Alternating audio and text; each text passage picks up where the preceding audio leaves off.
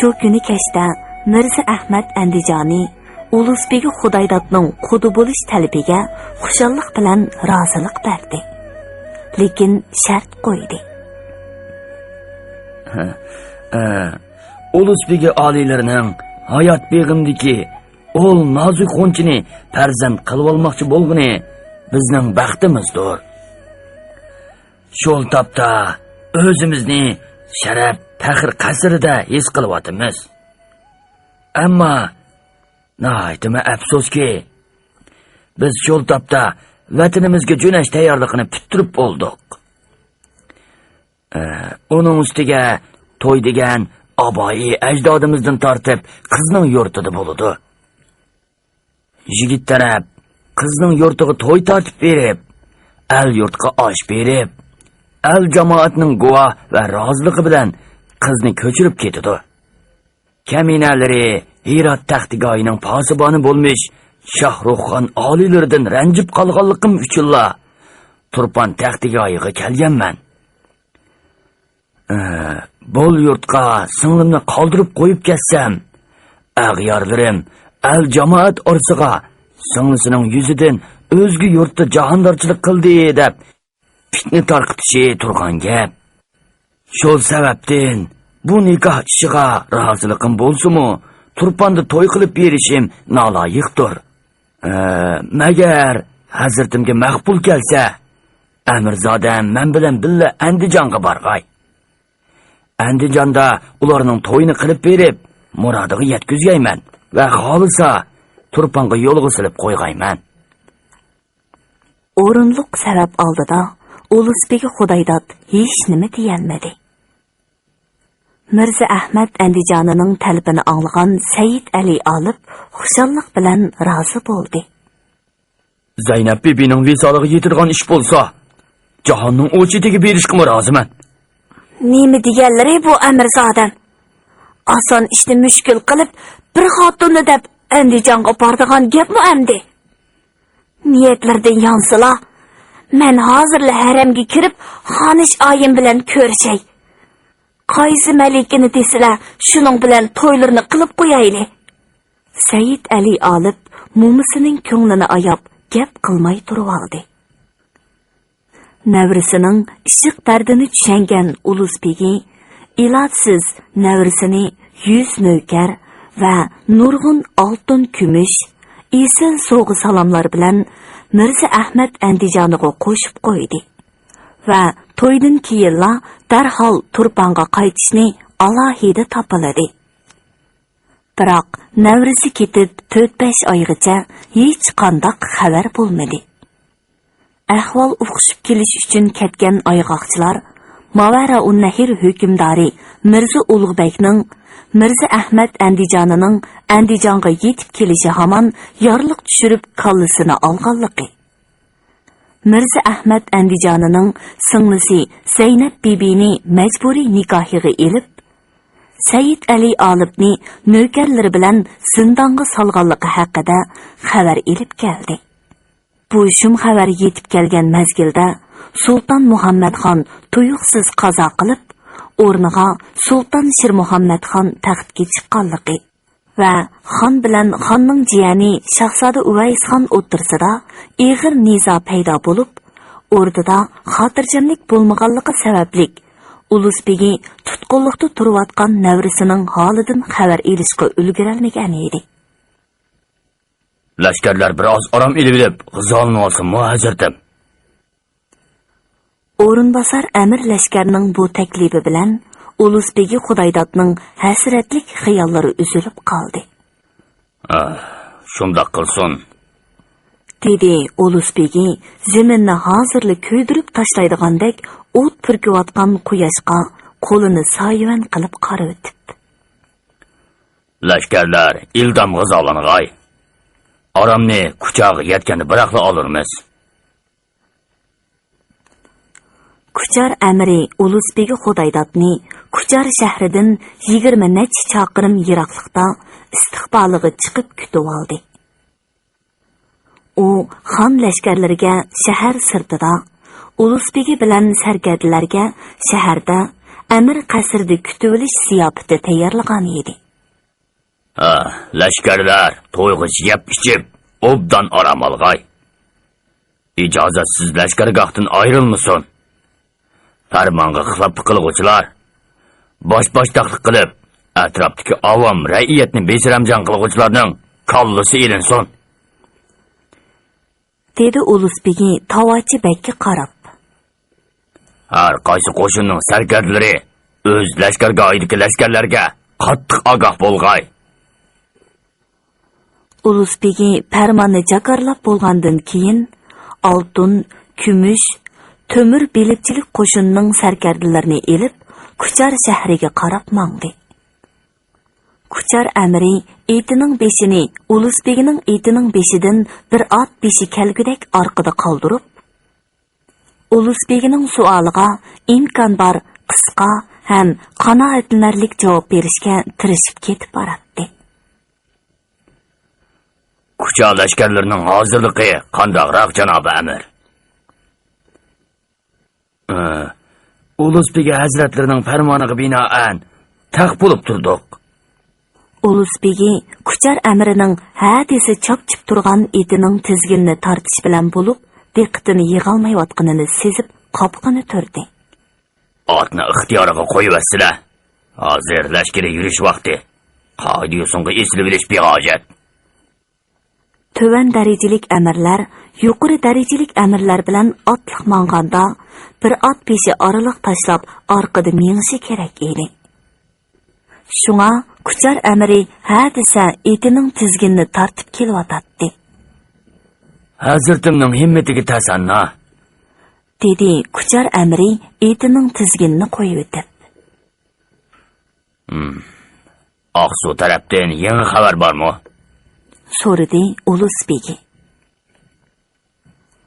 Kuchar amiri daqiqa jim turib olib, Ulusbegiga qaradi. Ko'nglida qandoqdir bir ishni dangsayotganda qiladi. U ko'zini Ulusbegining o'tkir nazaridan qochirib turib javob berdi. Ba hazratim. Qayna xo'sh. Hazratim uzun yo'l besib, ko'p haraj topdilar. Avval obdan bir orom ilib olsalar. Men bu tarafga orom olg'ili kelmadim. Dedi Ulusbegi qopqini turib. Har qanday xabar bo'lsa, chaqqan deysizlar. Xo'sh. Kuchar amiri gelini qirib olib javob berdi. Amir Said Ahmad Mirza janoblari betob bo'lib qoptidek. Ulusbegi cho'chigan holda Kuchar amiriga yalt etib qaradi. O'skilan qoshlari orasidagi o'tkir ko'zlari jiddiy tus oldi. Betob bo'lib qopti. Qachondan beri?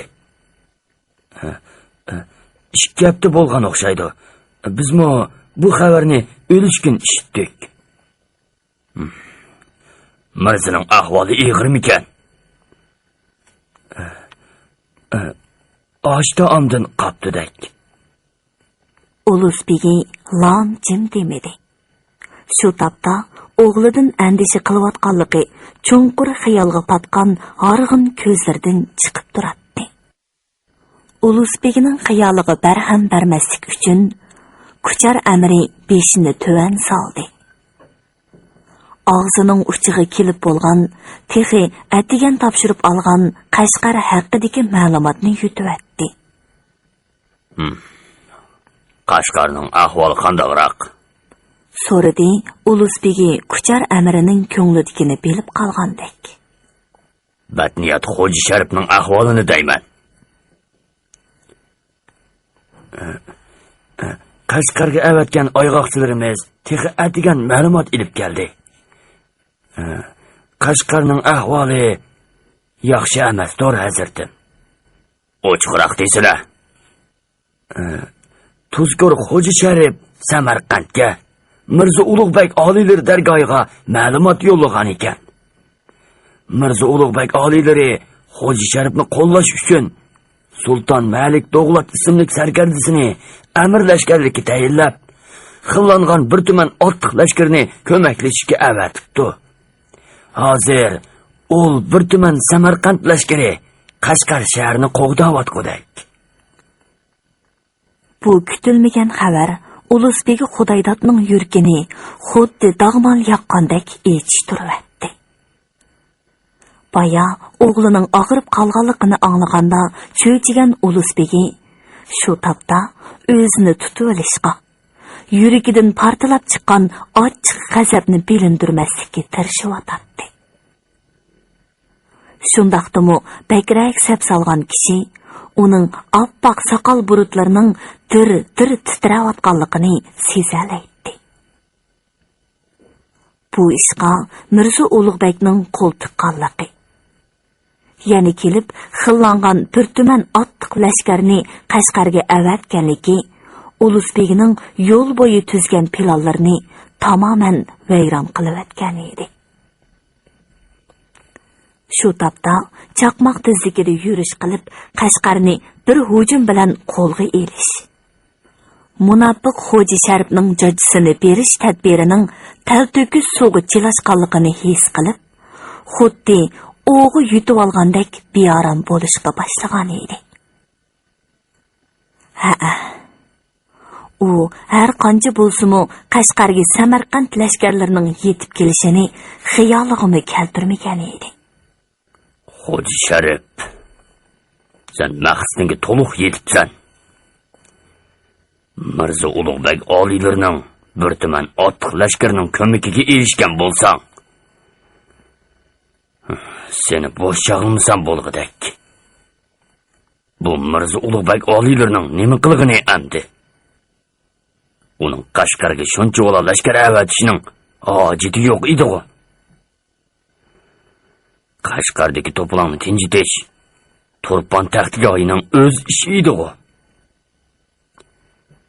Bir arzimas Xo'ja Sharif uchun shuncha bola ko'ngil bo'lishida muddaosi nemikin? To'g'ri, uning ko'zligini Xo'ja Sharif emas, balki Mo'g'uliston elining katta viloyati Qashqar. Bu aniqla ayni yili marhum sultonimiz Xizr Xo'jaxon oliylar bilan marhum Amir Temur oliylari o'rtasida tuzilgan tinchlik, do'stlik bitumiga ta'arruz qilganlik emasmi? Biz hozircha bitimga rioya qilib, do'stligimizni voyaga yetkazib keldik. Lekin u bo'lsa, ota-bobolari tuzgan bitimga rioya qilmay, riyo yo'lini tutib o'tdi. So'yimlik navram Said Ali Olibni zindonga solganini anglag'animda buni his qilishim kerak edi. Ikki el o'rtasidagi do'stlik, tuqqandorchilik moshining bilan buzilarmi? Endi Qashqarga yengiltaklik bilan lashkar tortishga bo'lmaydi. Jangda nusratga yuzlansam-ku, ta'ligim. Navoda mag'lub bo'lsam, Mirzo Ulug'bek Qashqarga qanoat qilmasligim mumkin. Undan boshqa Sulton Shir Muhammadxon oliylarining oldida kunim texmi tashlashidi. Shundoq Qashqarga lashkar tortishga oldirmay, sarkarda lashkarlar kuchada orom olg'ash tursin. Avval Oqsuga boray. Aziz farzandimning ahvolini o'z ko'zim bilan ko'ray. Qoldi ishlar haqida ondan boshqa turarman. Ulusbegi Xudoydod Kuchar amrining o'z sharpiga tayyorlatgan katta kutib olish ziyofatiga chala puli daxil bo'ldi-da, 4 sarkardasi bilan Kuchar amrining hamrohligida Oqsuga qarab yurib ketdi.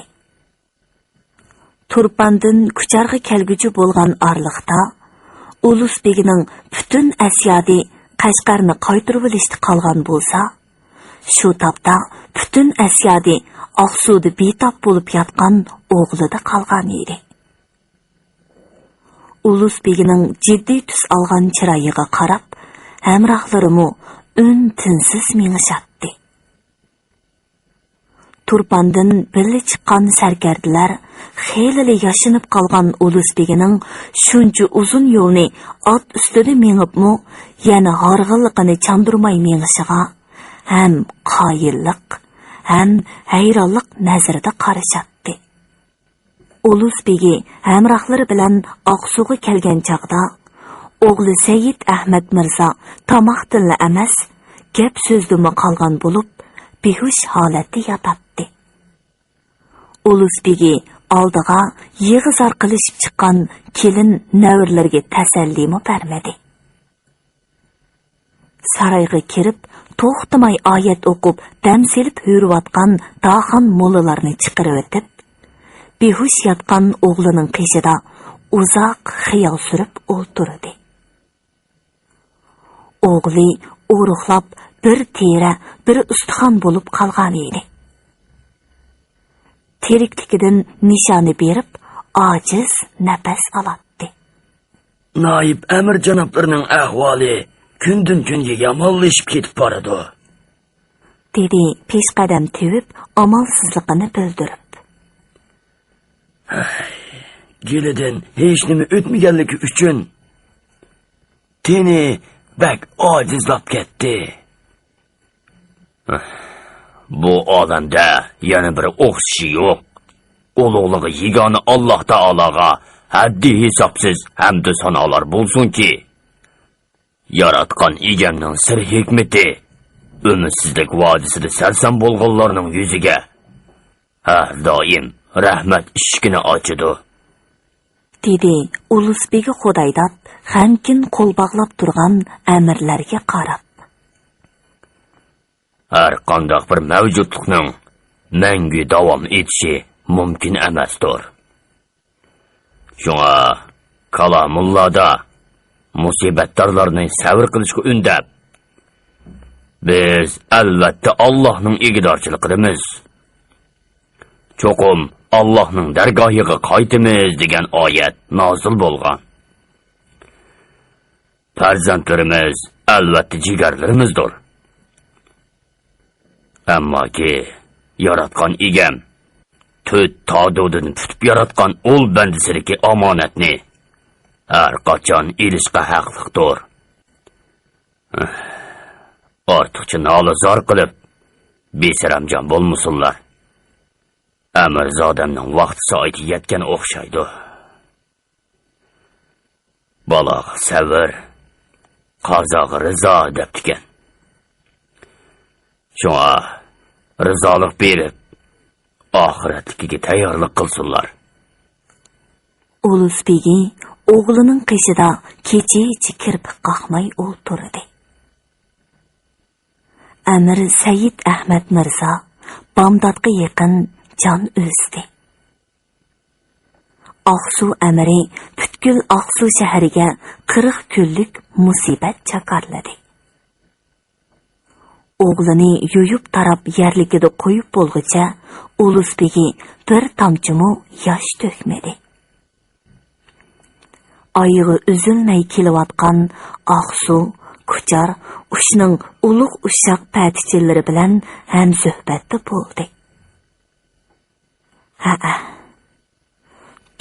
Turib hasrat bilan ulug' kichikdan otdi. Chandurmagandek turg'uni bilan ikki puti go'rga sangilaganda o'g'lidan ayrilib qilish azobi bu buvoyga to'limi eg'ir kelgan edi. Ko'z oldida o'g'lining ochiq yutib o'lib ketishiga sababchi bo'lgan sadoqatsiz amiri Xo'ja Sharifning chiroyi turib zohir bo'ladi. Daqiqa ichida Qashqarga lashkar tortib berib, Xo'ja Sharifning kallasini tenidan judo qilg'usi keladi. Lekin Qashqarni saqlayotgan Mirzo Ulug'bekning tuman kishilik otliq qo'shini esiga kelib, yana miydadan yanatdi. Shundoq tuman kishilik Samarqand lashkarlari uning oldida to'g'ri turib olgan edi. Qashqarni suhbat orqali qaytarib olishning chorasi haqida bosh qotiratdi. Jang qilmoq oson.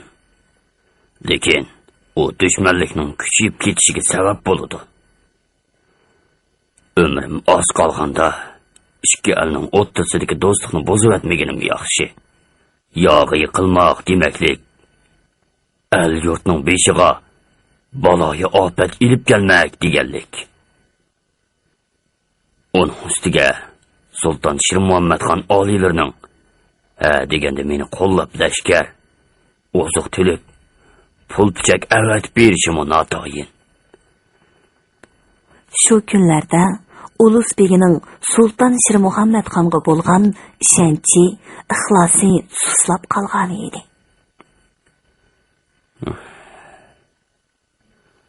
Sultan Shir Muhammadxon oliylariga Xo'ja Sharif isyonini ma'lum qilgan vaqtimda darhol Qashqarga lashkar tortishimga yorliq tushirgan bo'lsa, Samarqand lashkarlaridan burun Qashqarga yetib bora olgan bo'lardim. Ol chog'da Samarqand lashkarlaridan voyim yeyishning hojati qolmaydi. Balkim ular mening Qashqarga kelganimdan xabar topsa, yerim yo'ldali kayniga yenishim mumkin edi. Sultan Shir Muhammadxon ashu lamzaliligi bilan yoki saltanatning yoki o'zining beshig'i chiqdi. Ulus begi turibla Shahzoda Uvays xonni ko'z oldiga keltirdi. Navoda Shahzoda Uvays xon taxtda o'ltirgan bo'lsa, bundaq oqibatning yuz bermasligini qiyos qiladi. Shahzodaning qishig'i avatgan choparmanning texcha qaytib kelmaganligidan beorom bo'ladi. Said Ahmad Mirzaning 7 nazrni bergan kuni Shahzodaning qishig'i ketgan choparman oxir Oqsuga yetib keldi. Ulus begi choparmanni maxfiy qabul qildi. U Shahzodaning qishig'iga choparman mong'uzg'inni qo'l ostidagi eng yaqin sarkardalardanmi sir tutgan edi. Choparman Ulus begiga Shahzodaning bir parcha xatini topshirdi. Xat takalluf so'z iboralaridan xoli, to'liq qisqa yozilgan edi. Bismillahirrahmanirrahim. Ulus begi Amir Xudoydat hazratlariga kamina baxt qari Shahzodaning g'amini yeb avatgan muborak salomnomalarini topshirib elib to'limi so'yindi. Allohning hukmi bo'lmish muborak Qur'oni Majidda sizlar biror narsani yoqtirmasligingiz mumkin. Ammo u sizlar uchun foydalidir deyilgan ekan. Balkim men ancha yoqtirib ketmagan. Şol sababdan ko'ngil sirimni aytqim kelmagan kishilar men uchun ko'ngil bo'lib, g'imimni yavatgan bo'lishi mumkin. Bilguchi yanala janobi hikmat egisidir. Hazratimning xasta dillarimizga orom berguchi salomnomasi g'am tog'larida besilib, nafas olishimizmi qiyinda qolgan demiqimizga rang-murang gullar bilan purkangan chimanzordan askan bishorat salkinidek bir lahza orom beg'ishladi. Hazratimga qorong'u bo'lmasa kerak. Ko'pligan saltanatlar bo'lganki, ularning maydonga kelishiga baloyi ofatlar sabab bo'lgan. Ham shundaqla bir muncha jamoalar bo'lganki, ularning mavjud bo'lib turishiga parishonlik va muvaffaqiyatsizliklar sabab bo'lgan. Beshimga kelgan bu qor kunlarni zinhor hazratimdan ko'rmasman. Ammo kaminiga tog'i bo'lmish janobi xon oliylaridan ota bovlarimdan miros qolgan taxt saltanatni so'yib olmaguncha zinhor tinjimasman. Hazratim rost aydilar. Savrning tegi oltin. Savr qilsa albatta g'o'ridan holga pishidi. Ammoki o'sha holgining shirin ta'mini tetish uchun savr qilish bilan birga o'l g'o'rini bo'ronning so'qib etishidan, yot qo'llarining putib etishidan saqlash kerak. Bu oy, bu kunlarda Mo'g'uliston ilida sadoqat, vafo qolmabdi. Hazratimning yurak yorisini tatilmoqchi emasman. Biroq Hazratimning Qashqarga lashkar tatmoqimi oshu julosini yo'qotgan sadoqat vafo boisidandir. Tozkor Xo'ja Sharifni farzandlaridek ko'rgan emasmiydilar? Oxirgi hisobda uning siriga bergini riyo zahri bo'ldi. Sutni og'zi ko'ygan odam qetiqni puvlab icharmish. Hozircha har qandoq odamning sadoqat, vafo gulchanidan tizib avatgan guldastalarini purashqu zo'qim yo'qdir. Yaratgan egam o'tirimizdagi do'stlik chimanining sadoqat, vafo gullariga purkinib turishiga nisib qilg'ay. Nomi tamom, vassalom. Baxti qara shahzoda Uvaysxon ibn Shir Ali xondin deb bilurlar. Ulusbegi Xudoydod xatga ikkinchi qitim ko'z yugurtdi. Bu oy, bu kunlarda Mo'g'uliston ilida sadoqat, vafo qolmabdi. Sutni og'zi ko'ygan odam qetiqni puvlab icharmish. Hozircha har qandoq odamning sadoqat, vafo gulshanidan tizib avatgan guldastalarini purashqa zo'qim yo'qdir. degan qurlarni qayta o'qidi. Oppoq soqollarini tiqmoq barmoqlari bilan tarab, cho'nqur xiyolga patdi.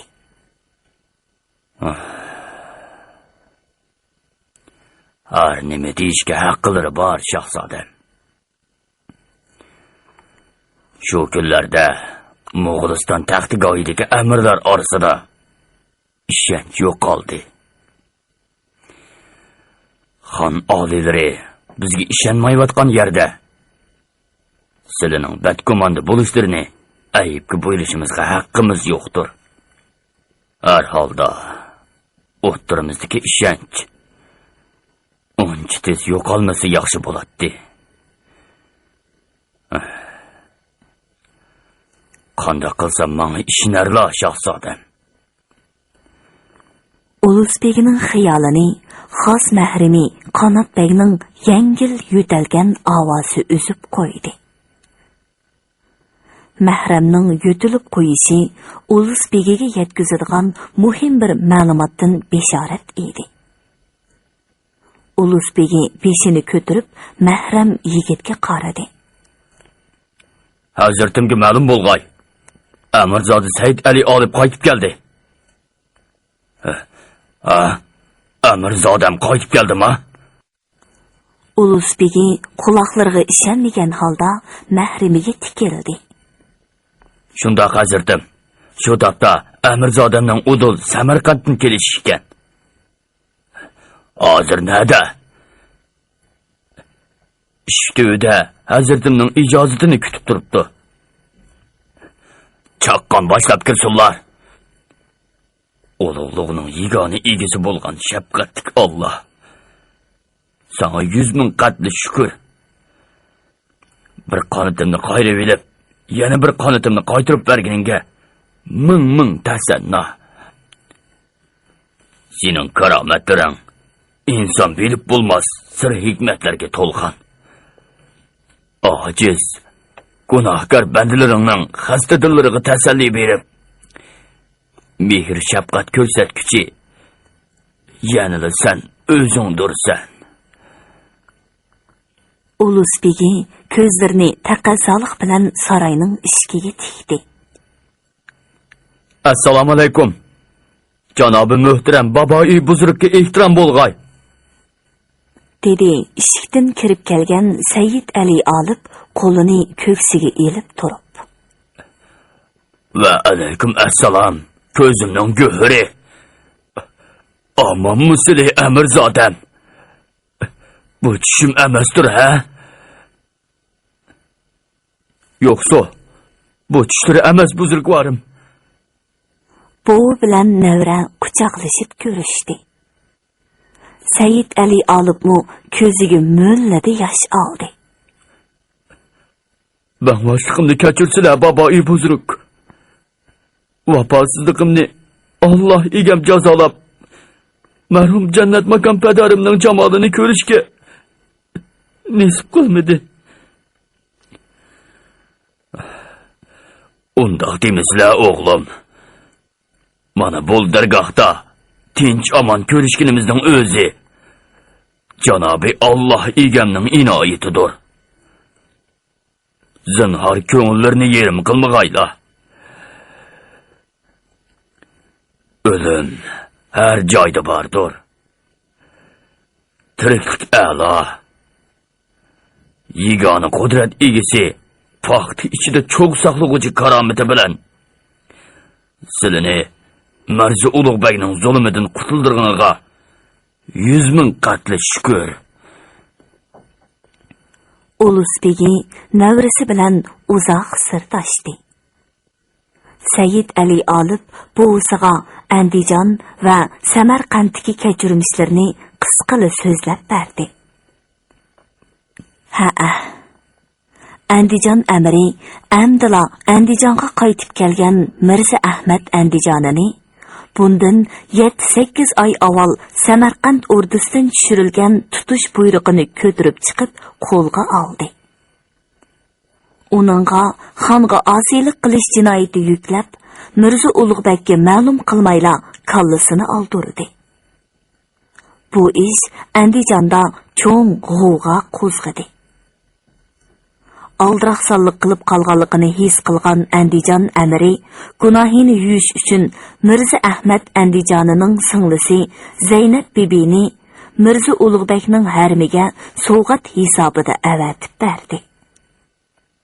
Ondan Zaynab bibi bilan to'y qilish uchun kelgan Sayyid Ali olibnimi navkarlar bilan tutib zindonga selib, Mirza Ulug'bekka Mirza Ahmad Andijoni xonga osiylik qilganni oz deb Mo'g'ulistonning sarkarda lashkarlarini Andijonga boshlab keldi. Yomon g'arzini vaqtida bayqab qolganligim uchun oliylariga xabar bermayla o'z oldimga tadbir qo'llandim degan mazmunda ma'lumot avatib, gunohini tuhfiga o'zgartib oldi. Andijon amirining maktubi bilan oyg'oqchilari yetkazgan ma'lumotdan Mirza Ahmad Andijoni voqeasining bosh oxirini oz to'li tushangan Mirza Ulug'bek farmon tushirib Sayyid Ali olibni Samarqandga keltirdi. Sayyid Ali olib Samarqand zindonida 1 yilga yaqin tutqunlikda yashadi. Zindondagi nachar muhit, quvvatsiz g'izolar va suygan yoridan ayrilib qolishdan iborat judolik azobi qo'shilib, Sayyid Ali olibni xeyli o'ptalla holidan ketkizdi. Ko'tiralmasang sangiltval degandek, yigit zindonda ish surish kasaliga giribdor bo'lib qolgan edi. Dastlabida zindon begi buningga ancha e'tibor qilib ketmadi. İşçi to'xtamay surganligi uchun Sayyid Ali olibning badani suvsizlanib, oxiri o'lim kirdobiga berib ketdi. Mana shu chaqdala zindon begi tutqunning ahvolini Mirza Ulug'bekka ma'lum qildi. Sayyid Ali olibning Mo'g'uliston ulusbegining navrisi ekanligini, Mo'g'uliston ulusbegi Xudoydatning bo'lsa, odatdagi o'rda amirlardan emasligini Mirza Ulug'bek obdan biladi.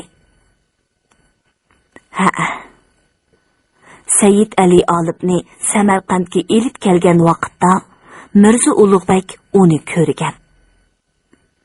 Go'zalligi butkul Mavara unnahirga pur ketgan bir go'zalni deb, shuncha vola uzoq yerdan kelgan bu yigitga ko'nglida qoyil bo'lib qolgan edi. Shu sababdan zindon begiga uni boshqa tutqunlardan ayirib, alohida kutishni topilgan edi. Navoda Mirza Ulug'bekning Zaynab bibiga ko'ngli tushib qolmagan bo'lsa edi, uni Sayyid Ali olibga nikohlab berib, Mo'g'ulistonga qaytirib atgani bo'lar edi. Chunki xon sultonlarda harmidagi ko'ngilsiz chiqib qolgan to'qonlarni qo'l ostidagi amirlarga hadiya qilib o'tadigan qoida bor edi. Agar o'sha yo'l bilan to'qonlarni bir taraf qilib o'tmasa, haram to'qonlar bilan to'lib ketadi. Hürmetlik radyo anlıqıcı dostlar. Yazgıcı Yasincan Sadık Çoğlan'ın Bahadırname namlıq 6 qismliq tarihi romanının birinci qismini bugün muşagicha anlattık. Davamını atki programımızda anlığaysizlar. Navada kimiz aks ta'sir berib qolsa, Mirzo Ulug'bek oliylarining oldida huddisidin chiqolmayman. Sizlarni aldab nima qilay hazratim? Ishonmisizlar? Chiroyimga sapchilib baqdilar. Qashqarga avatgan oyg'oqchilarimiz texi atigan ma'lumot ilib keldi. Qashqarning ahvoli yaxshi emas, to'g'ri hazratim.